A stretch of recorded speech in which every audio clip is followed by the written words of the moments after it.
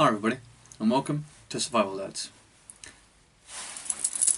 Okay, so I seem to have myself in a bit of a sticky situation. I seem to be handcuffed with single locked handcuffs. So how would I escape these if I didn't have a key? Because I don't always have a key on me. Well, with 21st Century Survival's help and their EDC survival necklace,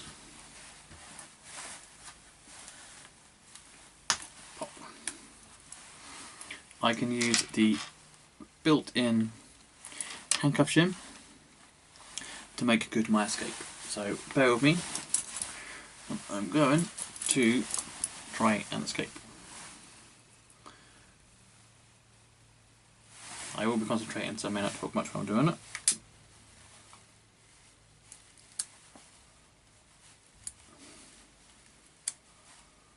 I'm by no means an expert, and these are heavy duty handcuffs, and I'm out. So there you go, a simple shim from 21st Century Survival's survival necklace allowed me to escape my legal restraint and make good my escape.